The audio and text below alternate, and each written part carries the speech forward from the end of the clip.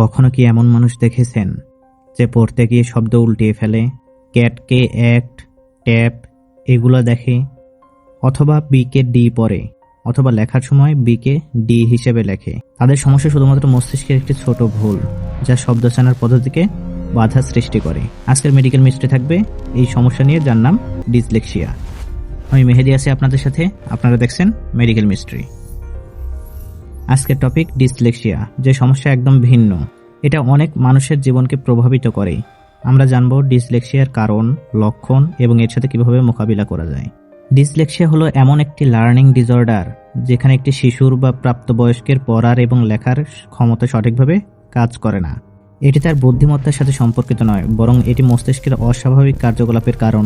দেখে মনে হতে পারে এই ব্যক্তি দুর্বল, কিন্তু আসলে সে বুদ্ধিমান এবং অনেক ক্ষেত্রেই গবেষক, বিজ্ঞানী বা শিল্পী হতে পারে। এটা বিশেষ করে মনে রাখা দরকার। ডিসলেক্সিয়া নিয়ে সবচেয়ে বড় ভুল ধারণা হলো তুমি যদি ডিসলেক্সিয়াতে ভোগো তাহলে তুমি বুদ্ধিমান নও। কিন্তু ডিসলেক্সিয়া থাকা মানে আপনি বুদ্ধিমান নন, এটা ভুল ধারণা। আপনি বুদ্ধিমান অথবা বুদ্ধিমতী এবং সৃজনশীলতার একটি আলাদা উপায়ে কাজ করছেন। এই বিষয়ে খুবই জনপ্রিয় একটা উদাহরণ হলো তারে জামিন পার সিনেমা। এই সিনেমাতে ডিসলেক্সিয়া নিয়ে অনেক গুরুত্বপূর্ণ বিষয় তুলে ধরা হয়েছে। এখানে ঈশান আওয়াস্তি নামক শিশুর চরিত্রে দার্শিল সফারি অভিনয় করেছেন, যে ডিসলেক্সিয়াতে ভুগতেছিল এবং পড়তে এবং লিখতে সমস্যা অনুভব করে।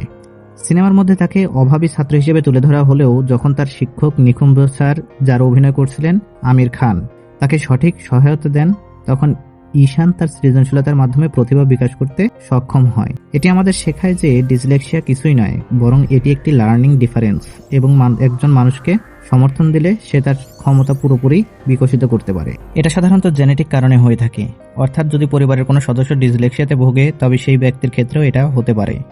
এছাড়া মস্তিষ্কের কিছু নির্দিষ্ট অংশের সমস্যা এর কারণে পড়তে বা শব্দ চিনতে অসুবিধা হতে পারে। তবে এই সমস্যা মস্তিষ্কের ভুলের সৃষ্টি হওয়া মানে আপনি বুদ্ধিমান না, এমনটা নয়। ডিসলেক্সিয়ার লক্ষণ: শব্দ পড়তে অসুবিধা, শব্দের বানান সঠিকভাবে পড়া বা উচ্চারণ করা কঠিন হয়ে পড়ে, যেমন ক্যাট শব্দটি অ্যাক্ট বা ট্যাপ হিসেবে ভুল পড়া, যেটা প্রথমেই বলেছি। অক্ষর ও শব্দ বিপরীতভাবে দেখা, যেমন বিকে ডি, পিকে কিউ পরস্পরের জায়গায় ব্যবহার করে। অল্প সময়ের মধ্যে পড়া বা শিখতে সমস্যা, নতুন কিছু শেখা বা পড়া অল্প সময়ের মধ্যে শিখতে অসুবিধা হওয়া, দীর্ঘ সময় এককভাবে শিখলেও সঠিকভাবে সেটা মনে রাখা কঠিন। হাতের লেখায় সমস্যা, হাতের লেখায় অক্ষরের ভুল হতে পারে, যেমন একে অপরের জায়গায় অক্ষর বসিয়ে লেখা। ডিসলেক্সিয়া কেন বিপজ্জনক নয়? ডিসলেক্সিয়া এক ধরনের লার্নিং ডিফারেন্স যা ব্রেইনস ইউনিক ওয়ারিং এর কারণে ঘটে। এটি অভিনব কিছু নয়, বরং অনেক বিখ্যাত ব্যক্তিরা ডিসলেক্সিয়ার সাথে জীবনে সফল হয়েছেন। এদের মধ্যে অন্যতম Albert Einstein, Richard Branson, Leonardo da Vinci. এরা ডিসলেক্সিয়ার সাথে লড়াই করে পৃথিবী বদলাতে সক্ষম হয়েছেন। এটা যে শক্তি হতে পারে তা বুঝতে হবে। ডিসলেক্সিয়া কিভাবে মোকাবিলা করা যায়? ডিসলেক্সিয়া মোকাবিলা করতে কিছু সহজ উপায় রয়েছে। এগুলো হয়তো সবার জন্য একভাবে কাজ নাও করতে পারে, তবে কিছু সাধারণ পদক্ষেপ অনেক সাহায্য করতে পারে।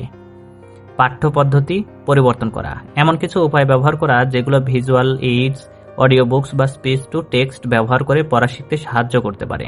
বিশেষজ্ঞের সহায়তা নেওয়া, বিশেষ শিক্ষক বা থেরাপিস্টদের সাহায্য নেওয়া যারা স্ট্রাকচার্ড রিডিং টেকনিক্স ব্যবহার করে ডিসলেক্সিয়া মোকাবিলা করতে সহায়তা করেন।